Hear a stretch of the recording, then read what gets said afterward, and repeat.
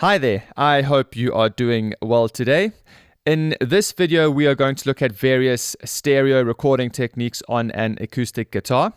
We will look at the pros and cons of each technique and how to set them up. At the end of the video, I'll open up a Pro Tools session and look at some leveling issues that were created by some of the techniques and sort that out. And then hopefully by the end of the video, you'll be able to decide for yourself which would be your preferred stereo miking technique on an acoustic. Awesome. Enjoy.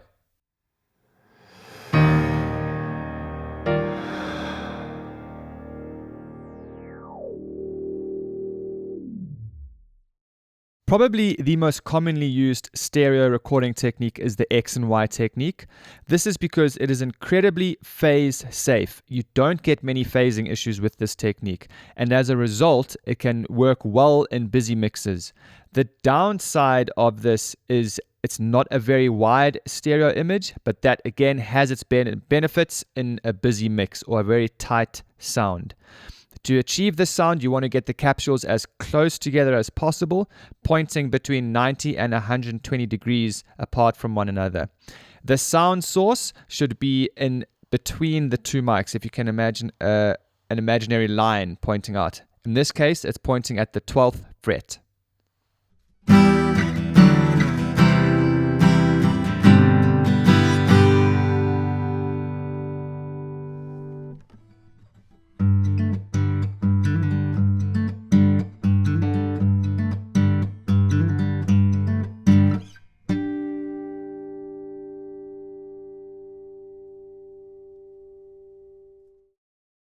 The ORTF stereo miking technique. This is a brilliant technique for room sounds or stereo miking from a distance.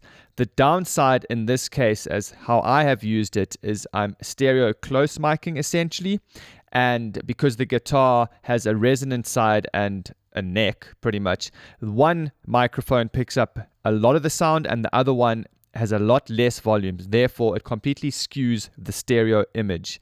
Generally, from a distance, it's an amazing stereo image designed to mimic human hearing. This is because the capsules are placed 17 centimeters apart and at an angle of 110 degrees. I created these paper cutouts so that I could get the mics into the correct position. Again, you're going to draw a pseudo line out the middle, and that's going to be pointed at your sound source, in this case, the 12th fret.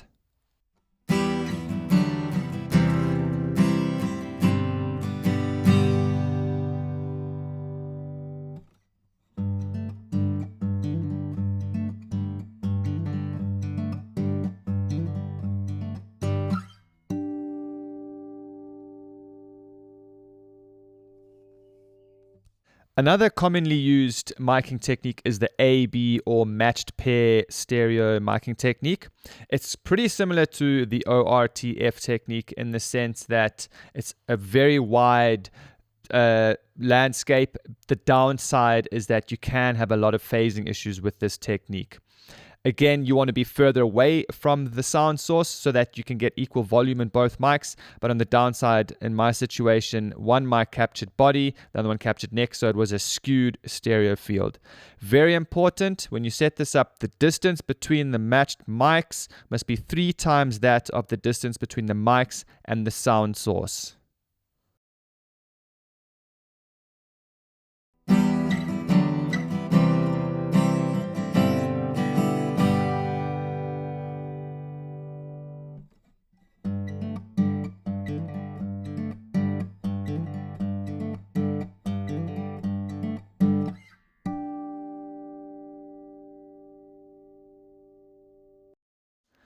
One way that you can mitigate having a skewed stereo field is by taking the microphone that's at the neck of the guitar and face it towards the sound hole to capture a greater volume so that it evens out the stereo field.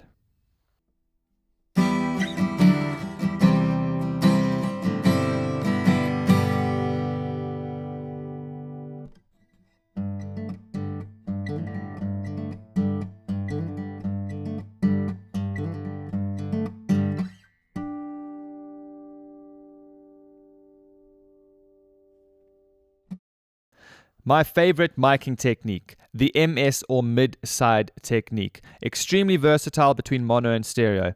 What you need is a cardioid microphone and a figure of 8 microphone. I'm lucky in this case with the Austrian Audio OC818.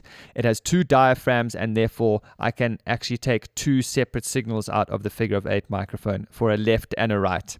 It's extremely flexible because the cardioid microphone is essentially capturing the sound source and the figure of 8 microphone is capturing left and right of the guitar to create the stereo image. And afterwards in mixing, you can have mono or stereo or a blend of the two, and it's really, really versatile.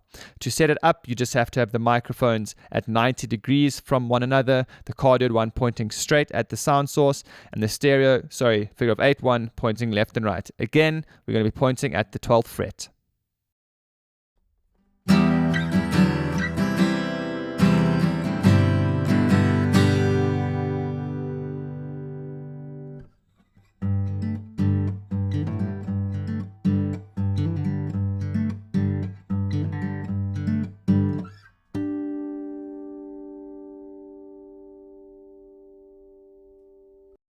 The Blumlein stereo recording technique, a very, very cool technique. It requires 2 figure of 8 microphones set at 90 degrees from one another. This captures a very wide and ambient stereo field and captures the sound source and the ambience in perfect balance essentially. Again, we're going to draw a pseudo line between the 2 mics, and that's where your sound source is going to be placed. In this case, we are referring to the 12th fret.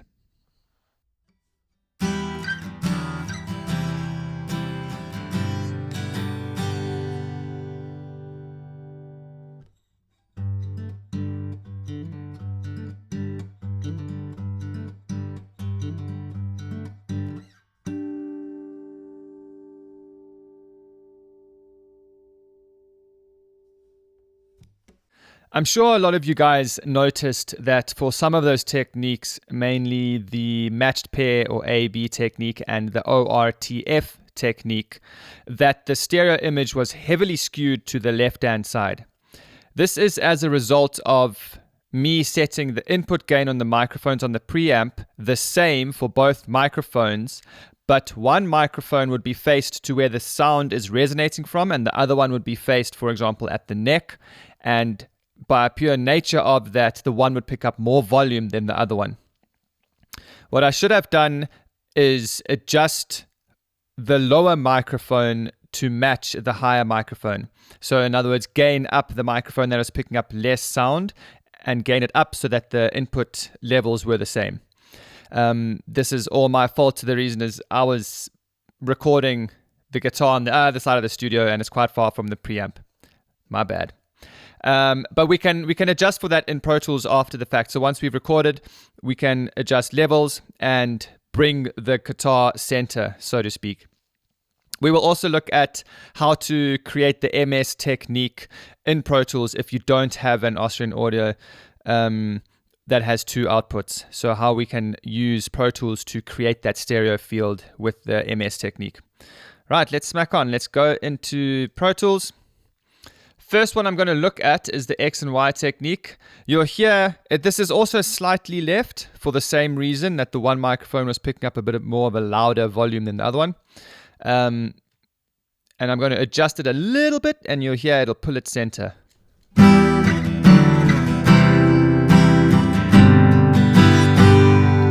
See, just that small adjustment and it's pulled it a bit more center. Just want to make sure that I am, so post fader metering. Great.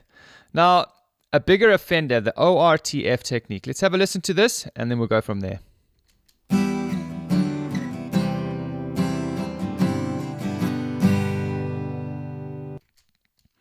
Straight off the bat, that is as though it's been panned hard left, and not really much of a stereo field. So I'm going to boost the right-hand side, which is this channel here, and you're going to see how it's going to pull the guitar to the middle.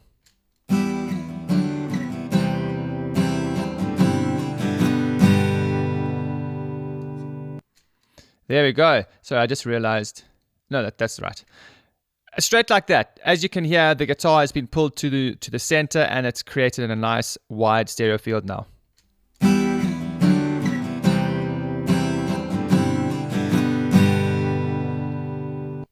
It's so cool. Same thing for the space pair. We just follow the same procedure. So right now, let's listen to how it recorded.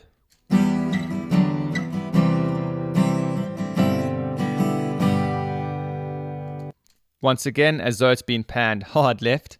Let's pull this right fader up.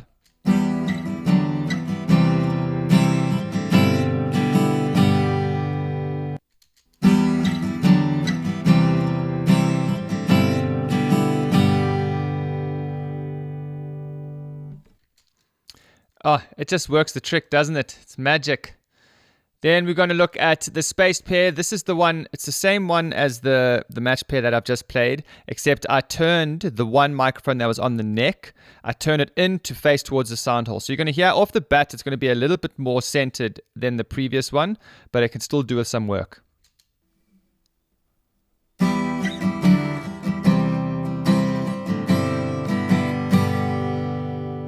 Okay, and then let's boost it up.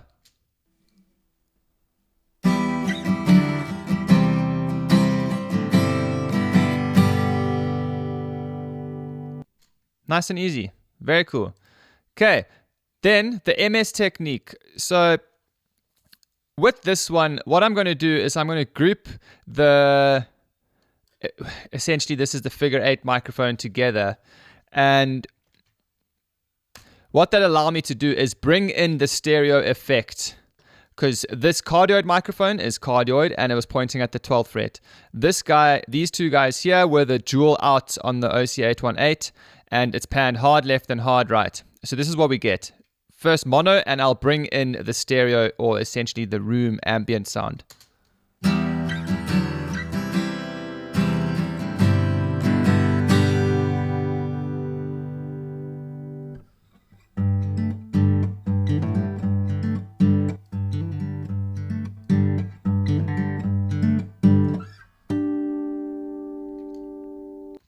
I think you can hear why I really reckon this is one of the best techniques out there, because you have so much freedom to do what you want. If you want it mono, you have that. If you want to add stereo, you can do that.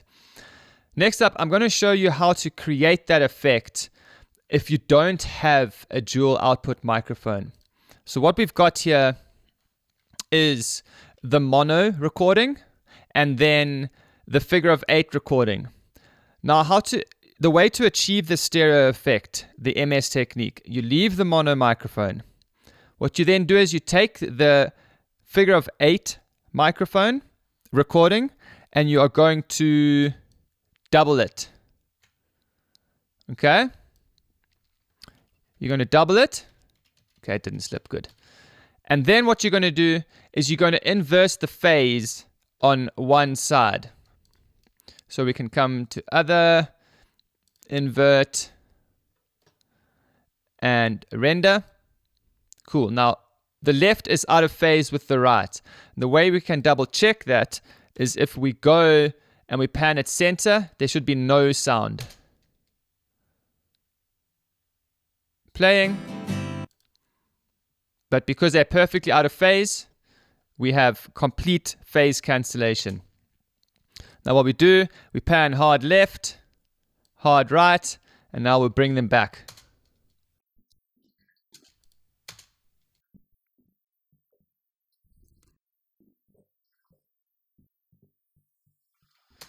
Great. So it's the same idea here where we're going to want to group these two so we can control them together. And then we can bring that in while the mono one is playing, and that'll create the stereo effect.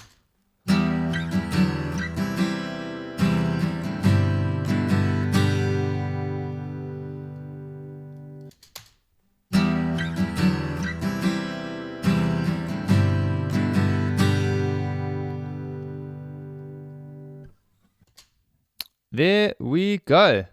And that's how you do it. So you can see there, it's quite easy to manipulate the audio once you've recorded it, even if you make the mistake like I did to not adjust the preamp correctly.